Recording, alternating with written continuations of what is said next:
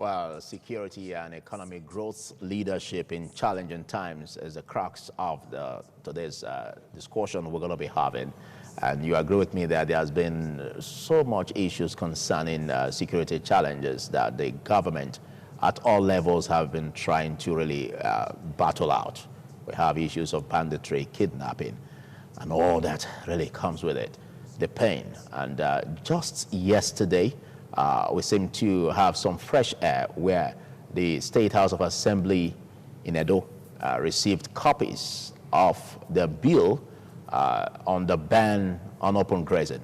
And yesterday, still on the show TMI, we x-rayed issues concerning the need for the government to look inwards and see how that can be done, implemented. The need to hit the ground, certain legislations in that regard.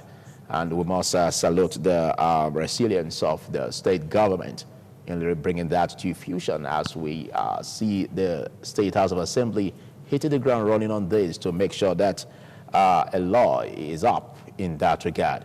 Well, discussing the strides of conversation we're going to be having, this topic we're going to be having is from my immediate left.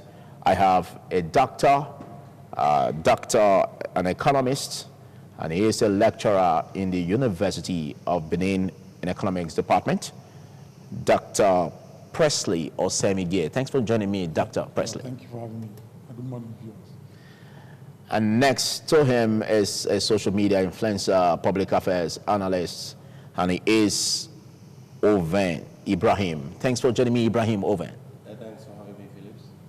Thank you, viewers. All right, I think it's quite awesome to know that at the start where we're going to be having these issues concerning the need to fight criminal headsmen, kidnappers, in our hideouts in the forests. And basically, we have seen some opportunities to really hit the ground running on that, just as the copies on the bill was received by the Speaker at the State House of Assembly yesterday from the executive. How do you greet this development, Presley? Okay, once again, Phillips, thank you very much. I think the development is a welcome one in the sense that it has been long due. People have been anticipating and expecting, the bill, to actually come into light. Yeah. Just yesterday, the governor, passed the bill to, the State House of Assembly, for speedy, passage. Now, there has been a lot of agitation on the part of people because of these fuller headers, that be ravaging our people. Now, if you think of what the governor done, people have this feeling that the governor is slow in taking decisions. There have been a lot of agitation, pressure on him. The governor is very, very calculative. His leadership style tends to ensure that the right thing is done, not just to be axed in taking decisions.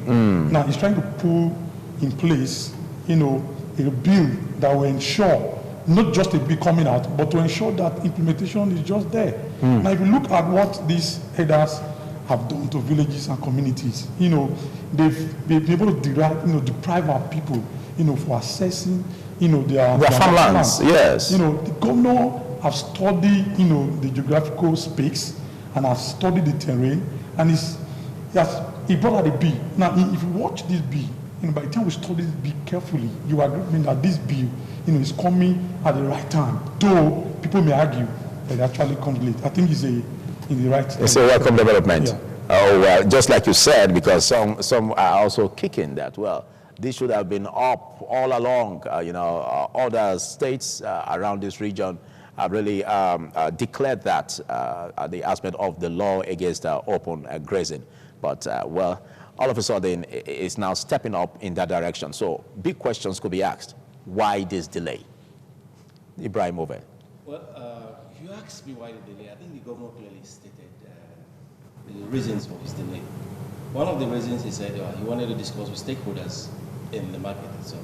The different stakeholders will be the herders, the farmers, and every other person who is a stakeholder in this issue of the cattle issue. And so, after that discussion, because without that level of discussion, you may not be able to And like you said, enacting a law and not being able to implement a law is one part. But you see, when you enact a law and you're able to implement it, they actually, it's kudos. It's not, there are a lot of laws that are on paper that are not implementable right now, or that are not being implemented. So, like, or executed. For instance, now, I think one of the things that was done, like I know of in Okada, for instance, was that when they got to Okada, they asked all the elders who are there, some of them have been there for like 50, 60 years. They've been in that particular region. So some of them don't even know any other place apart from Edo State. That is on one part. But the thing is that they know that there are people who had come and infiltrated. That's this. Yeah, group. the criminal headsmen. The criminal headsmen who had infiltrated this group, because not all headsmen are criminal headsmen. No, no, no. So those who have infiltrated this group. So what they told them to do was simple. You know yourselves before now. Get a registration, tally, so that we can have the different people who had been here and whom you can vouch for. So if anything goes wrong with any of this group, you are able to go there and deal with it. So when that, see, because before you do that, and then when you say we're creating an open grazing deal, it's not like anywhere. Like there are some areas that will be designated for grazing, particularly. Because the open grazing is that you cannot, your cattle cannot be seen roaming the streets. Yeah, the anti-open grazing. Anti-open grazing. Your cattle cannot be seen grazing the fields, I mean, openly roaming the streets and all that. Your cattle cannot be in areas where they are not supposed to be. So the issue of trying to talk with stakeholders is to actually let them know what it's going to come. Because it's like, I say, when you do things hastily, you create a law, you enact a law hastily, you find out that it has a repercussions that even you may not be able to understand. Like, for instance, I use a case in point. It's like telling me, like this particular case now, we've been on this issue for a very long while. So even those who want to buy ranches would have started creating rooms to buy ranches, to start ranching their cattle, because there had been enough time to deal with some of these things. I think so. That was really... Thank you, Ibrahim Oven. Basically, we look at this, and while we are looking at the House of Assembly, the lawmaker is really acting to make sure that we have clean copies, deliberated upon, and to make sure that it turns out to become a law against open grazing.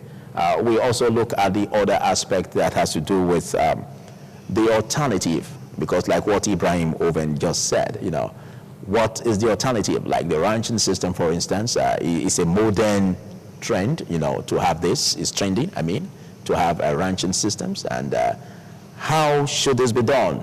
Because one thing is sure, we're going to be looking at either opportunities like providing lands, for this to take place, or what do you think should be the mode as the day progresses?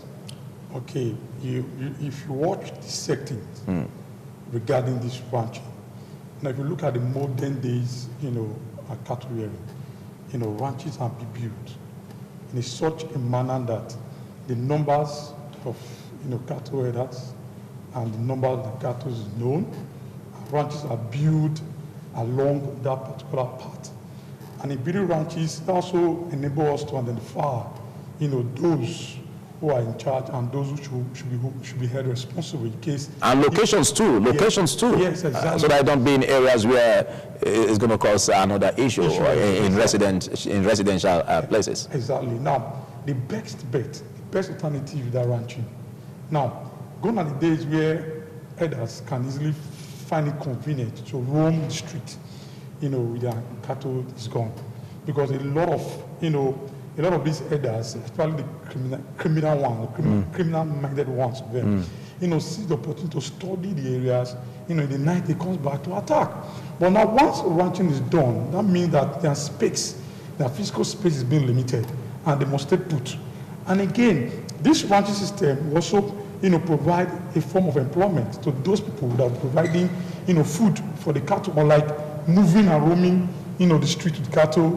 They eat what they like. Even they won't go to farms, and eat people cassava, plantain, and what you can think of. That will not be there. Now, this herder will have to, get the employment of people who are going to be providing, food for them to feed their cattle. In the ranches, I think it's a welcome development. Like I said, the governor took our time to study this terrain and ensure that once this bill comes on board, every stakeholders, must stick to this bill. And once there's a slight deviation, somebody must be held, accountable. Okay, that brings us to a point where we also look at the present challenge, where we have issues in some communities being attacked by criminal headsmen like the Abu Mere 2, and of course some parts of Igolo. Now, some are saying that the security network we have in the state should be built upon. Do you agree, or what do you think could be the challenge facing the vigilante network, for instance? Yes, I totally agree that the security network should be improved upon. Okay. Because it has, let me just say that the city model, the city situation has actually shown that the vigilante, when put into proper use and proper directions, can actually achieve a lot. The case in point is like during the December season, there were very, very, very few cases, if any, of any criminal activity within the city centers, as it is. Like previous years where we start hearing of different criminal activities and all that. So if these people are put into, the security networks are put into good use, and the vigilante system is improved upon, I think the issue of headers and criminal elders and community issues will be limited to a very minimum situation. Okay. So while we see the development popping up in terms of bringing legislations in that regard, we're also going to be looking at the challenge facing the country as a whole. Early this year, the president did say that, well, he has done his best for Nigeria, and that he's not expecting appreciation from Nigerians. We take our minds back to when he came on board on 3 capsules of a slogan where he said he's going to ensure that there is security, he's going to fight insecurity, he's going to make sure that the economy, is healthy, and also the aspect of tackling corruption. Now, all along, Nigerians seem to be left in a sour taste over the administration. Now, we've had different administrations that came and are gone, and even this administration under President Muhammadu Buhari is still grappling with this issue of insecurity. Now, what do you make of the assessment of the president, Presley? Now, if you walk the security, outfit we have in Nigeria today, I think the outfit is okay. But the problem or the challenge I have is that sincerity in tackling the issue of insecurity is what I am particularly worried about, in the sense that the president came on board, made a series of promises.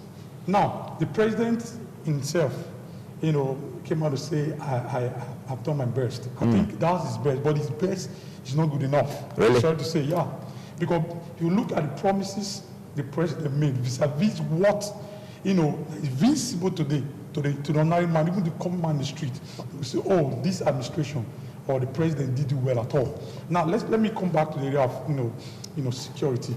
Security is something that is very, very dynamic. Now, you cannot easily anticipate where these, terrorists or bandits will be at a particular point in time. That means that our security architecture must be very proactive, tackling the issue of what, security. That means that there must be, modern day facility to tackle, insecurity. There must be communication, gadget. It must be in a particular place, in a particular point in time. Now, if you look at the structure of the budget, if you look at the amount that's been budgeted annually for to tackle the insurgency, security, it's very alarming. A little or nothing is being done every time. Even the president's own state is the worst hit when it comes to the issue of insecurity. Without apology, I would say that the president has not done well. We're going to hold the president accountable. He has not done well to the best of my knowledge. The common man in the street, there's hunger in the land. You talk about 3 fiscal things that they promised to do: security, to push the economy, to grow the economy, and again, to ensure that there's no corruption. If you look at corruption perception today, it's the highest. You find the highest in this administration. Again, if you look at the growth of the... Do you have any statistics to show on that? Exactly. Because if you say there is the highest, then it means you'll be showing me statistics. No, otherwise, if you don't have the statistics, there's no need to say that. Mr. Phillips, it's not the same government. We heard that monkey, a snake, swallowed money. What was done? Are you saying are you saying that is impossible? It's been practically impossible. You must be human. Snake. What is the correlation between snake and monkey with money? That means that means that it must be human snake and it must be human monkeys. No, I would say let's come to reality. I would say with all confidence that the president has not done well when it comes to the issue, of tackling corruption. Again, let's go to the issue of the growth of the economy. Now, in 2016, we experienced, recession. Again, in 2020, although that was driven largely by the COVID-19 that came upon us, again, the president have not done well. The major contribution to date, to GDP still remain oil, crude oil. And the reason why our budget is being built on crude oil. When there's a slight, fall in the price of crude oil in international market, the economy, will be shaky. And that's very bad. Although the president tried to grow the other sector, like the agriculture sector, right? Like in 2021, the third quarter, the agricultural sector had about 25% growth. And that was okay. But again, this same agricultural sector is being threatened, by the insecurity, apart from, the poor, arable tenure land system, access to, facility and modern them, tools. Again, the issue of insecurity is threatening, the agricultural, system that is contributing largely, to our GDP. So they say the president have not done well. They say uneasy lies the head that wears the crown, and he who wears the shoes knows where it pinches most. If you're saying that where the president though has done his best, but his best is not good enough, exactly. Whose best has been good enough? Now we've been having this challenge. Let's not go far, Ibrahim. Let's even look at from 1999 to date. We've had this challenge of insecurity, and it's not really unique to President Muhammad Buhari. We know how he came on board, the challenge that really greeted the previous administration, that encapsulated into him winning the election and giving him an opportunity to try. Now, various administrations have been coming on board to do their bit, but it seems their bit hasn't been good enough. So what do you see as a common trend or challenge? Or is it that we have them on a wrong footing or a wrong system of administration? Or what is not present? Is it that we have weak institutions? So I want you to talk about this, Ibrahim. All right. Okay. Basically, before I just go, let me just quickly straighten some of the facts that he raised. Okay. One of the facts he raised about monkeys swallowing, snakes swallowing money and monkeys swallowing money. I think the issue of the monkeys swallowing money didn't happen in this administration, but was happening in the previous administration, was detected in this administration. So that we understand. Okay, to set it straight. But what was done? That's what was done. That's what the issue. It's not about what so that's to show it's not really unique to this administration. Exactly. It has been cutting across administrations. He came, and like he said, the mantras the slogans that we had was that he was going to do this and do that, and most of us believed him. And so in the first few months of his administration, everybody was trying to shape up and shape in or shape out. Yeah. But after a while, that's where we got used to, let me use a pidgin English word, we can't see and finish. And then everybody went back to business as usual. But that is not even the issue. Now the question is, what has been done all this while? What has been a common factor? The common factor in all of the administration has been corruption from the onset of Nigeria as a nation. Corruption, if not completely, if not tackled, will continue to kill us and will bury us as a nation. Okay, but some are saying that maybe the system of governance really is encouraging corruption. Otherwise, why come on to all the administrations? Well, it's not about, it's a system of governance. It's a systemic failure, but not because of the system of governance we chose. Oh. Even if we chose to operate from the regional system of governance, we'll still have the same story. Even if we choose true federalism, we'll still have the same story. Why would I say that?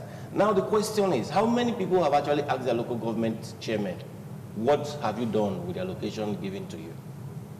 It's until we start to ask the people we elect into offices, ask them to account for the monies that they have gotten. That is the only time we can start having changes.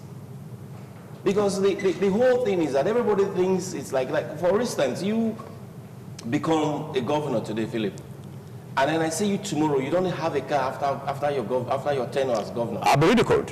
Exactly. And so the system, the value system encourages these people to go in there and steal as much as they can steal, because at the end of the day, it's those who steal that will heal. Okay, but isn't there supposed to be checks and balances? Because I see that there wouldn't be an opportunity for anyone, even a criminal, a known criminal, who is occupying a public office, for instance. I see that there wouldn't be an opportunity for him to steal if there are checks and balances. Because it's either as you steal, you go to jail, and so that will serve as a deterrent. And if others are treated as such, then it means that they will stay in line. Ibrahim. There are no organizations that does not have accounting system, that does not have an auditing system. But you see, the collaboration between the account, the audit, and even the gate man, it's the basic thing. Corruption is not just a one-off thing. It's a collaboration of a whole chain of people. Wow. And so it has to do more, like somebody once said, the change in governance is not just one, it's not going to be one person's, it's a one-off thing by one person. It has to be with everybody agreeing that it's becoming too much. Let us change the system. It has to be a situation where you can ask this man, bros, your money not reach to buy Mercedes-Benz. How far? What else are you doing? Until we start asking those pertinent questions, we will still be languishing and be encouraging corruption one way or the other. Okay, let's have your thoughts. Let me quickly add to what my colleague has said. Okay. You know, I think institutional failure is largely responsible for the issue of corruption. Not that we cannot tackle corruption. Though we may not completely eliminate corruption, but it can be reduced to the barest minimum. Look at the advanced countries in the world. There are pockets of corruption, there. But their institution is well built in such a way that there's no linkages. The system does not allow failure to ensure that people, can embezzle money to the tune of billions in dollars, millions in pounds, and yet they are not accountable. Imagine, somebody occupying a public, office, leaving the office with, billions, and nobody's asking. He's still governor, just, finished serving, and again, he's being collapsed, giving title. The next thing is that waiting to go to, the House of Assembly, and he's become a Senate member. Because of this, institutional failure, our institution does not provide checks and balances, to tackle, the issue of corruption. That's why the corruption today is flying in Nigeria. But if you have a well-structured institution that ensure that once you leave public office and you are being held accountable, and there's this drive, there's this imagination in you that once I finish serving, there will be a system that will check me to ensure that now there's this law in place that before you declare public intention to serve or to run, you must declare your asset. Yeah. What happened to this asset declaration? How many persons are questioned in terms of what they declared, when they were in service or before they came to service, and when they finished serving as a public servant? There's no check and balances. There's no check. The ordinary man in the street does not have, where to cry to. Once people, be elected into power, they get this money, they become so powerful that they can even fight the system. There's no institution to check them. That's the reason why corruption is thriving today. It's a systemic failure. Okay, I think what you just said is also can be put in this way, having stronger men over weak institutions. And basically, how do we evolve a change, Ibrahim Oven? Because we are having 2023 elections again, and some are thinking, well, the way out of this, let's have rotational power. Power has been in the north for 8 years, let it come to the south. And some are thinking this way, empirically, that isn't the way out, because even if you bring in the southerner or the westerner, the same issue will still be there. So how do we evolve strong institutions, that would check men or not that are government functionaries in the system? I know a lot of people may not agree because of this new system of human rights and all that. But you look at places like China, places like Malaysia, places like Singapore, they had to throw away some of those things and came up with some very draconian laws. Some of those what? Some of those freedom? Those freedom. The freedom, liberty. Liberty, and came up with very draconian laws to ensure that corruption was put in check. Let us, sometimes we're people of a culture. We come from a different culture from the culture we are trying so hard to emulate. But it's good, though, you emulate good things and all that. But the thing is, if it's not working for you, you must find a way out of it. But the thing is, too much power in the hands of one man in Africa too is also something that will also go sideways. But what we really need to do right now is to, like I said, first, the cost of governance, of entering into position in Nigeria is expensive. Okay, but before you get there, you were talking about draconian laws, for instance. What kind of change are you making in that regard? Are you saying that if anyone is caught stealing, should be hanged? Our laws, for instance, has this way that it gives you, like, cost sometimes of going on trial to jail one person is so enormous. Mostly when it has to do with public officers. It's so enormous. The number of lawyers you are bringing in, the man hour you are spending to ensure that something you obviously know that has been done. Going around all of it. They first start argue jurisdiction. It's not here. It's there. So all those arguments comes into play, and then at the end of the day, you find out that the man hour used is so much.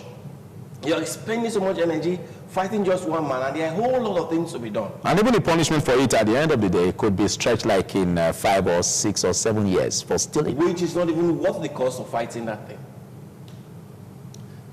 Okay. So the thing is that I think we should evolve in such a situation where we just build a court. Only. The court doesn't handle any other issue but corrupt issues. Okay, so which means you seem to have issues with the 1999 Constitution. That means there are a whole lot of lapses, that allow or encourage corruption. Is that what you're saying? Yes, I do. I have some issues with it because it's a beautiful law, but the whole thing is that as lawyers, lawyers, what they look for is a loophole in the law itself, so as to create time for their client or look for an escape route for their client itself. But the thing is this, that if we create, like, for instance, a court of laws, or court of laws that are just, their only job is to handle corruption cases.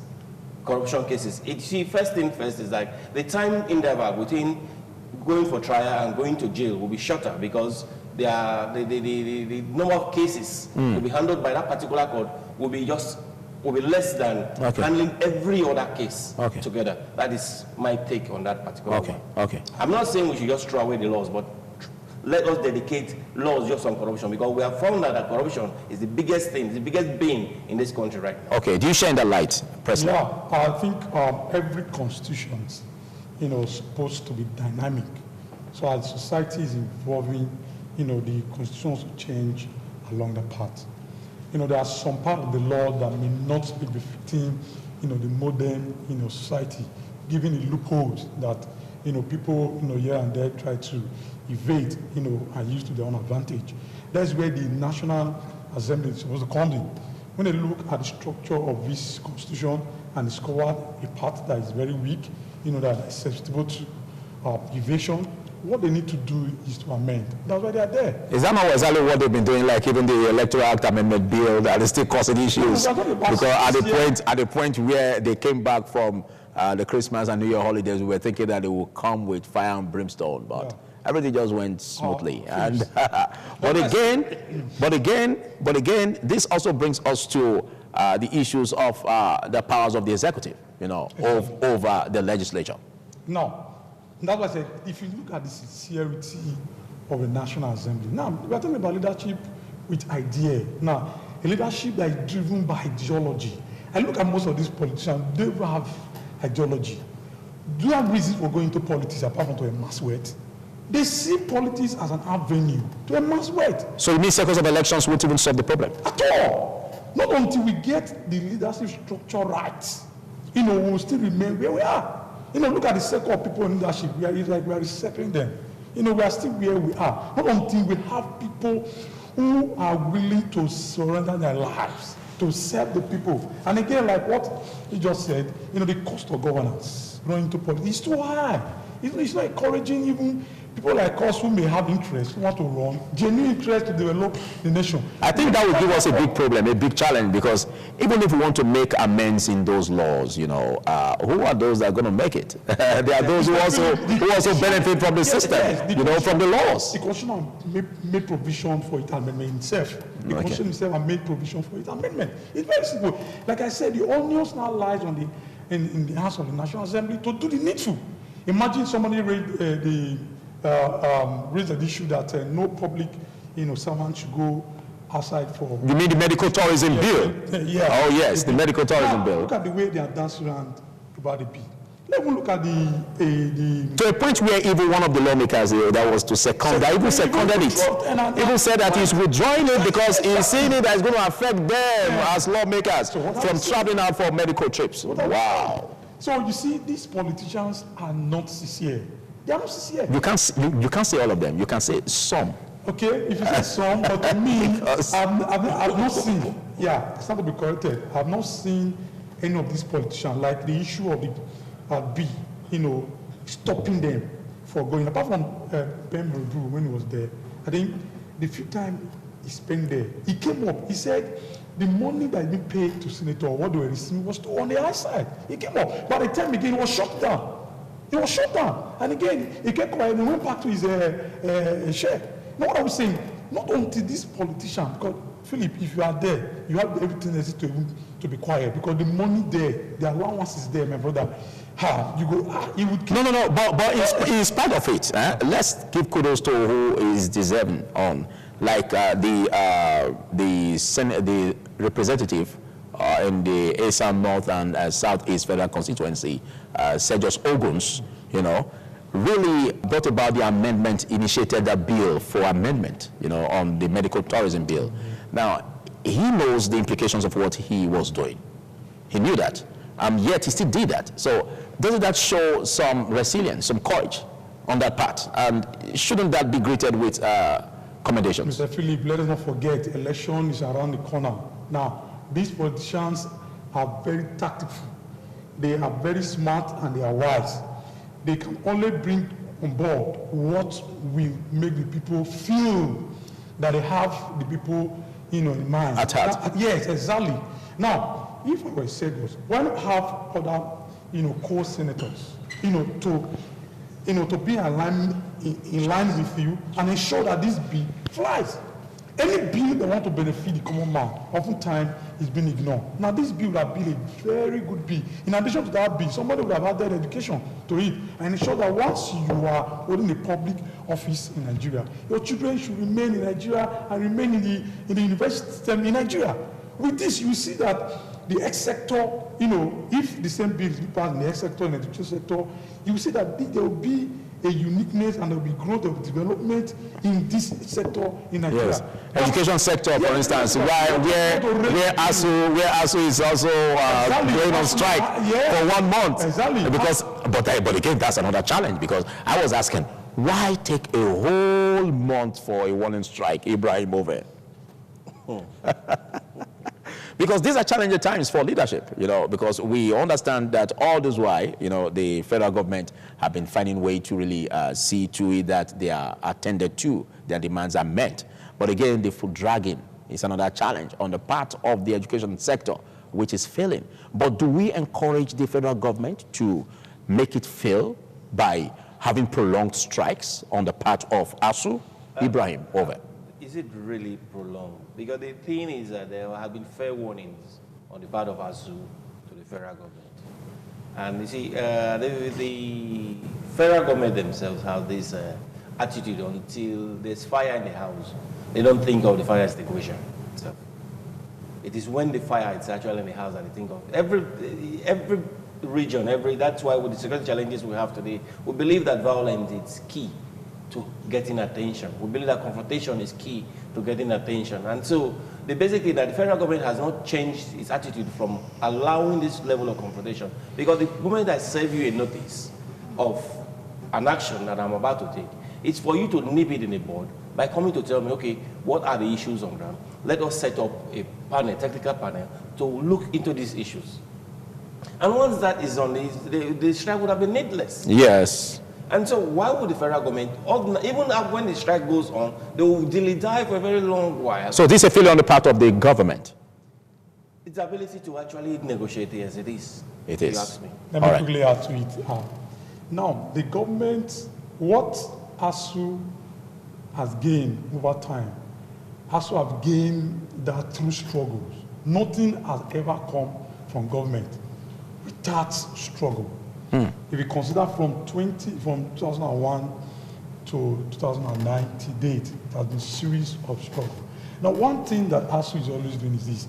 ASU as a body, we always ensure that government is put on the notice. So ASU have been crying since last year. Now, ask me, again, let's come back. As I said, there's a leadership failure. If we have a sincere leaders who are true to themselves, and they want to ensure that people, they want to serve the people, the common man. If you make promise, you've promised ASU, and this promise were written in black and white. Everybody is seeing it. And again, this is government will know this continue. They will say, oh, it was not me who negotiated. It was not me who did this. Now, to me, that's not an excuse. Okay. Once there's an agreement has been reached, the government should ensure that and follow it up and ensure that the agreement is met. You promised, and a committee was set up to ensure that to look into the 2009 agreement. They finished. Now, just to sign and implement is not a problem. Just to get them signed is not a problem. Not even to implement. And I ask you at the clamoring, please do the needful. Okay, you are an economist. Yes. And you understand that we presently we are running a deficit budget. Yes. What do you think that would amount to if demands are met in this way? Okay. Now, Philip, this year budget, was anchored on about 45 to 52, per barrel, dollar per barrel. That's what. Now, if you look at the price of crude oil in the market today, it's moving around about 100. Wasn't that jacked up by the National Assembly? That was jacked up by the National Assembly. That's why I said one thing about this, when it comes to fiscal space, there's room for allowance, there's room for amendment, there's room for improvement. Now, if this issue of ASU, this issue of ASU is not just today. Government would have ensured and made provision for it. Look at the amount that was spent to renovate the National Assembly. Do we actually need that? Those amount. And again, the buying fleet of cars and so many. There is a lot of wastage going on in this country that we need to look to. Look at the issue of NDDC. There are a lot of billions and millions have been wasted. Okay, as we round off, okay, go ahead, finish on that point. Now we're looking at the impact to the ordinary man. The issue of education affects the ordinary man. The issue of medicals affects the common man. That's why government should not dilly-dally on that. If a good leader will ensure that there are three things he will not just gamble with. One, security of the people, very, very paramount. Then the education, because education is the bedrock of development and the growth of any society. It's very critical. And again, the X sector, we must ensure that these three things are in place, and all the other things will follow, and the economy will grow in a normal. Okay, form. I give you a minute to round off before we call it a wrap. Okay. Ibrahim. Basically, I just saying that first, on the House of Assembly, it's the House of the bill that has been passed on the anti-open grazing bill. Kudos to the governor on that issue. On the issue of security challenges in the country itself, I still think that the federal government needs to do a lot more. But security is everybody's business. Oh, of course, yes. You see something, say something. That's the basic thing. Thank you very much. And I think I want to say that our people should not be allowed themselves to be used in the coming 2023 election. Let us stick put to a leader, a person who is ready and willing, to ensure that the benefits of democracy, is being given to the ordinary man. Let our people be very, very proactive. Going on the days of ordinary bag of rice and salt and 1,000 naira. Let them ensure that their vote count and ensure that they defend their vote. Thank you very much, Dr. Presley Osemige, for taking our time to be part of this. Dr. Presley is a lecturer at University of Benin Economics Department. And big thanks to you, Ibrahim Oven, for taking our time. Ibrahim Oven is also an expert in his field and a member of the CDOG, also known as Pirates. This is where we call it a wrap on the discussion segment. It's the TMI. Do stay.